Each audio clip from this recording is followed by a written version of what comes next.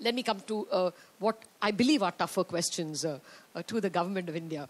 So, Mr. Das, two questions. One, government-to-government protection of investment. And two, can we really scale up Mr. Rasquinha's money from $1.5 billion to, say, 10 times that amount, so that he can actually, you know, perhaps refinance project finances, and not just small items of export, but really large project finances? Now, as regards the bilateral investment treaty which you have mentioned, now before coming to the specifics, I must mention that world over, if you look at the statistics of investment, you know, the bilateral investment treaties play a marginal role only with regard to outward foreign investments, or for that matter, so far as India FDI is concerned, the bilateral investment treaty plays a very marginal role, and that applies to almost all the countries. Now, that is an additional layer of protection to any investor, but certainly it's not the deciding factor. Now, in a situation where you don't have bilateral investment treaty, or BIT as we call it, where you don't have a BIT, I think it's very important for the investors, I mean, who are going on their own, to do their own due diligence, to sort of work closely with the local government, have their own agreements, and make it as robust as possible. That is, I think, something which is essential, and I'm quite sure most of the companies from India, at least, I'm sure they are doing it. Now, coming to the second part of the question, you know, whether we can why not step up the support to Exim Bank for, you know, scaling up the line of credit which they're offering. Now, currently, Exim Bank has enough leverage to sort of meet the requirement.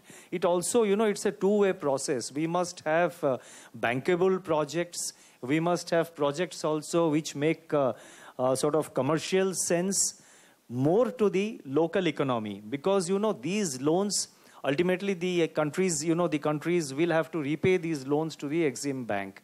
So therefore, every investment will have to have a spin-off effect which will produce additional revenues or which will lead to additional growth. There has to be some kind of spin-offs.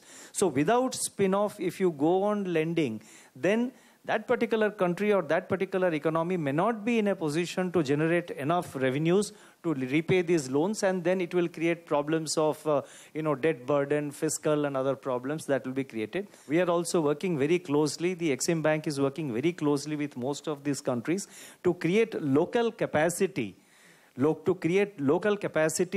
prepare bankable projects, viable projects, revenue generating projects. So if you look at the portfolio of Exim Bank of India in Africa, it's very diverse. And I'm sure the MD of the bank will be in a better position to explain the kind of diversified portfolio which they have in Africa. Okay, well, actually, let's look at the glass half full. Mr. Rasquinha, if you can give us one outstanding example, a happy success story of lines of credit from Exim Bank to African trade. Certainly, there are many, but one of my favorite is a small hydropower project in Rwanda, a tiny landlocked country which went through some very difficult times a while back.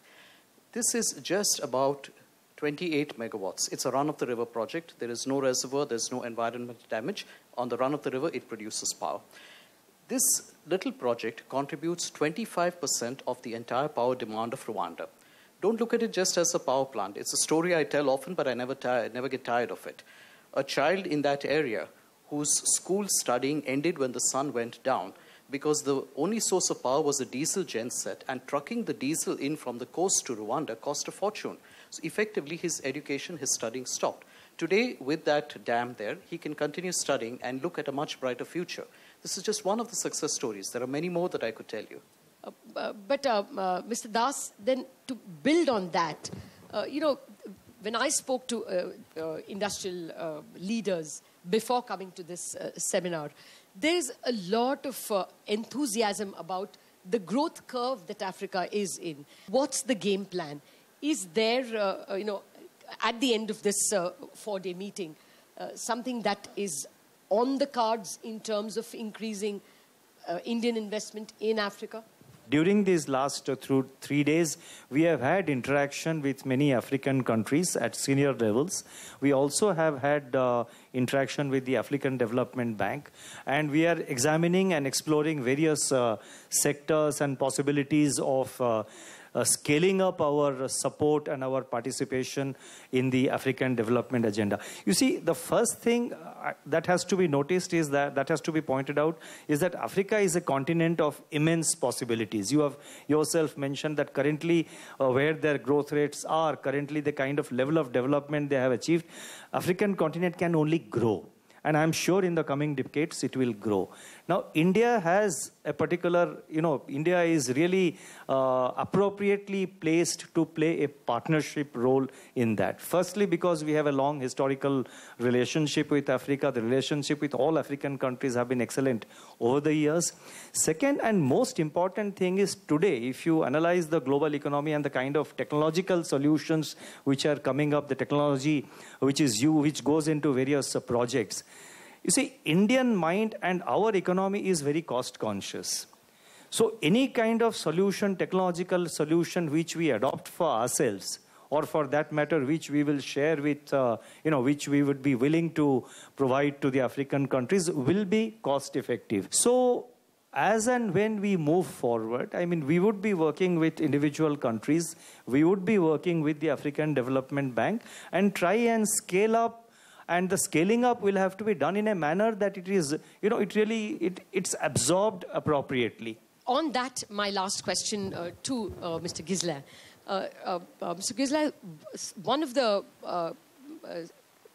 requests of Indian industry is that India has some soft skills, and I'm sure other countries do have, but since you are hand-holding the relationship between India and African countries, will the African Development Bank go beyond just, financing infrastructure to also building these soft skills, testing standards, teaching standards that can be easily transported from India to Africa? Would you all be the catalyst? Surely we will help countries improve and raise their standards. But standards tend to rise with development and income levels. That is just a normal thing, that the standards that you have in the US or in Europe or in Japan may be higher than the standards that you have in other parts of the world. So I think there's a gradual process that has to take place. I think trying to impose standards that are too high would then increase the cost and make them unaffordable for the public. So I think we have to be very cautious. There are some standards that you should not compromise with, like food safety, all the safety-related standards, of course. But so